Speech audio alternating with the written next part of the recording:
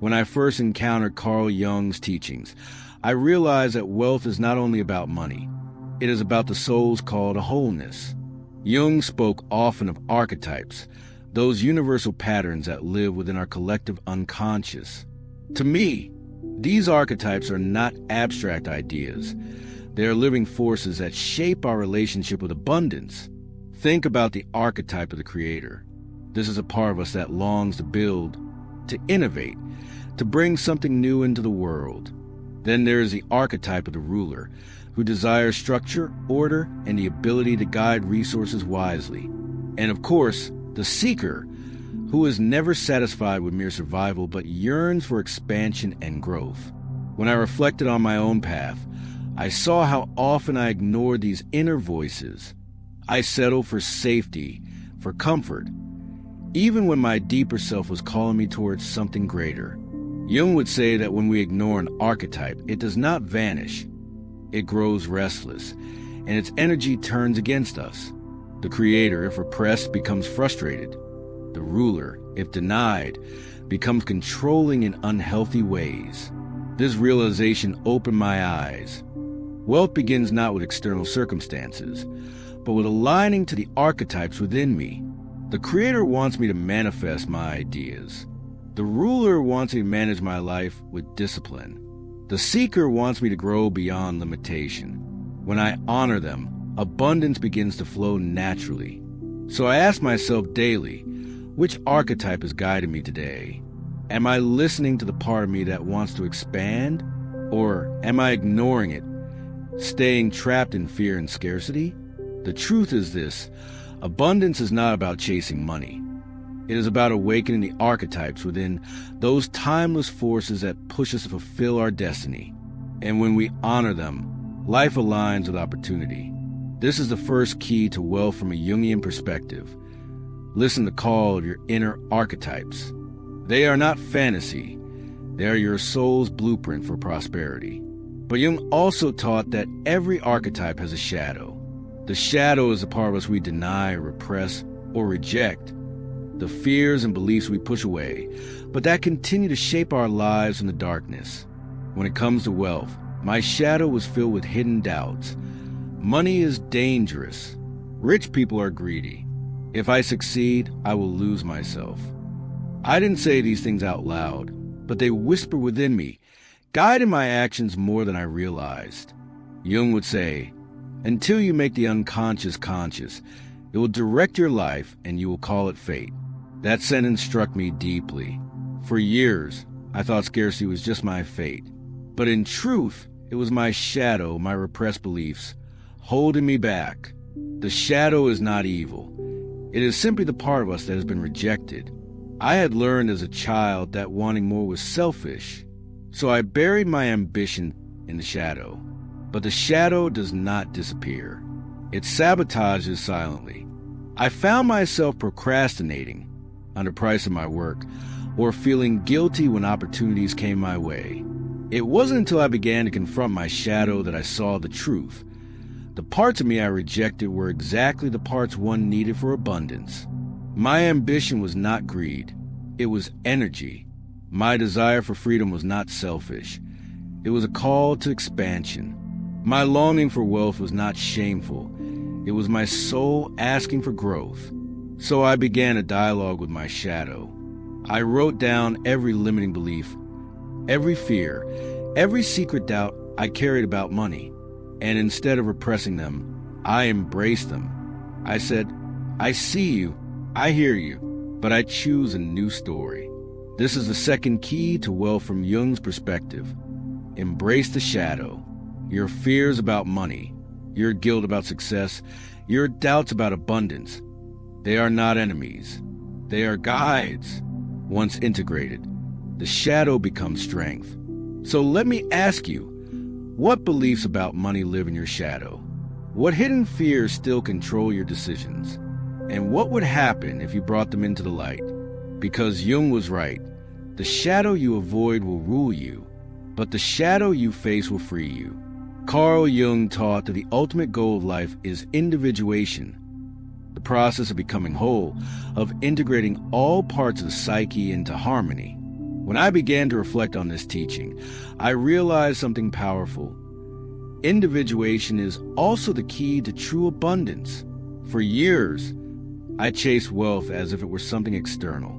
I thought if I worked harder, achieved more, or gained recognition, I would finally feel complete. But Jung reminded me that outer wealth without inner wholeness is fragile. It leads to anxiety, to emptiness, to a constant hunger that is never satisfied. True abundance begins with integration. It begins when I embrace my inner child who longs for security, my shadow who hides my fears, my archetypes who call me to create in my higher self, the center of my being, that hold them all in balance. When I honor the self, wealth becomes more than money. It becomes meaning. It becomes freedom. It becomes alignment between my soul and my life. There was a moment when I realized the reason I struggled with money was not lack of skill, but lack of integration.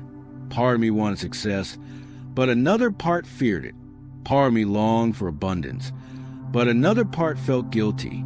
This inner conflict kept me divided, and where there is division, there can be no prosperity.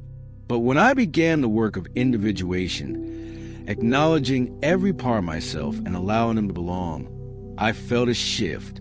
My ambition no longer fought with my humility. My desire no longer clashed with my values. Instead, they began to work together. This is a third key to wealth from a Jungian perspective. Seek wholeness, not just success. When the self leads, abundance flows naturally. Because money is not the source of wholeness. It is a result of it. So I ask you, which parts of yourself are you rejecting today? Which voices in your soul are you ignoring? And what would happen if you brought them all together into harmony? Jung believed that individuation was life's great task.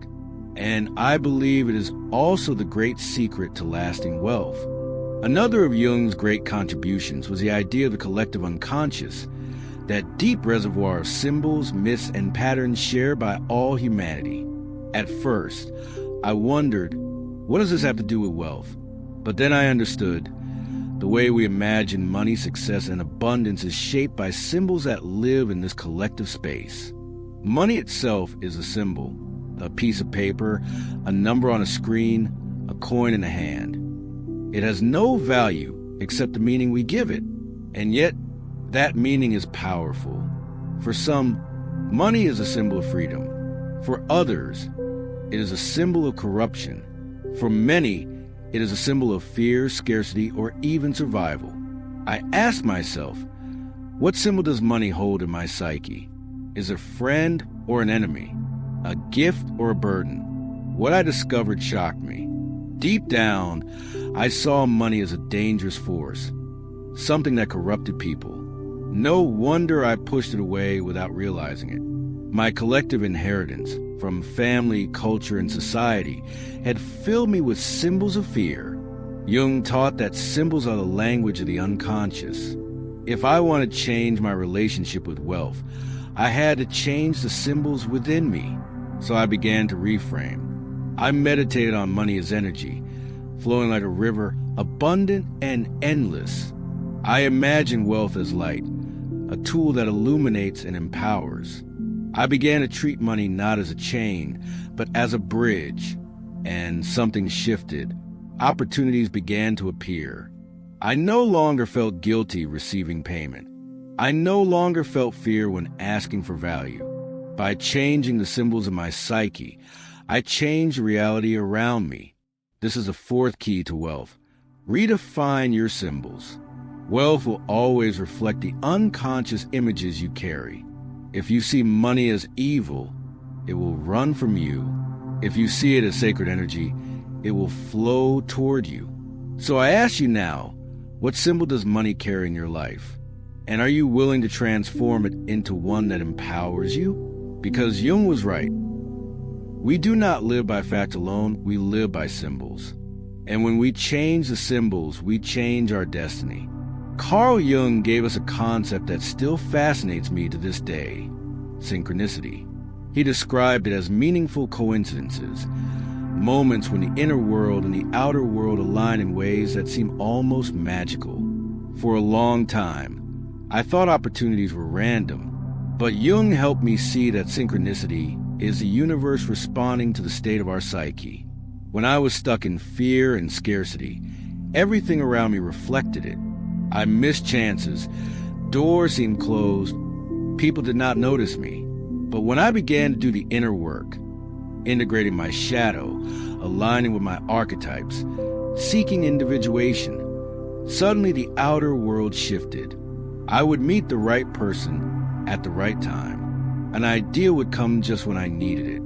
A door would open that I hadn't even knocked on. Were these coincidences? Jung would say no. They were synchronicities, expressions of my inner alignment mirrored in the outer world. This made me realize abundance is not something you chase. It is something you magnetize. The clearer you become inside, the more opportunities arrive outside. Wealth is not just a product of effort. It is the fruit of alignment. I began to trust this process. Instead of forcing everything, I asked myself, am I aligned with my true self? Am I open to receiving? Am I paying attention to the signs? The results were powerful. Synchronicity became my partner in creating wealth. A casual conversation would turn into a business idea. A random book I picked up would contain the exact wisdom I needed. Life began to feel less like a struggle and more like a dance.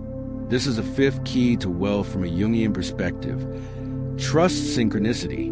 Do the inner work, and life will meet you halfway. The right people, opportunities, and resources will arrive not because of luck, but because you are ready for them. So I ask you, have you noticed moments of synchronicity in your life? Times when the universe seemed to conspire in your favor? Pay attention. Those are not accidents.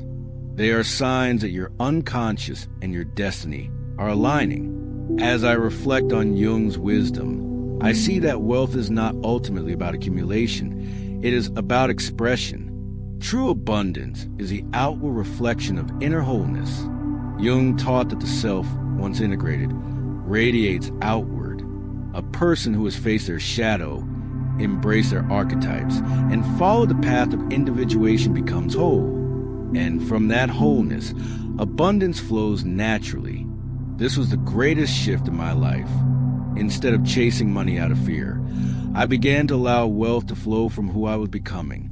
I realized that when I lived authentically, when I honored my soul, when I aligned with my deeper purpose, abundance was a byproduct. It was the world's response to my wholeness. For me, this meant redefining success. Wealth was no longer about proving myself or escaping fear. It was about living in harmony with my true self. It was about creating, giving, and receiving in balance. It was about allowing my life to be a vessel for meaning. And something beautiful happened. The more whole I became, the more abundance expanded, not just in money, but in love, health, relationships, and peace of mind. This is the sixth and final key to wealth from Jung's perspective. Abundance is not pursued, it is expressed. It is a natural result of becoming who you truly are. So I leave you with this reflection. What would happen if you stopped chasing wealth and instead focused on becoming whole? What if abundance is not outside of you, but already within you, waiting to be expressed? Carl Jung believed that our destiny is to become ourselves fully. And I believe that when we do, wealth becomes inevitable, not as greed, but as harmony, not as possession, but as freedom. Because in the end, true abundance is the song of a soul that has finally come home.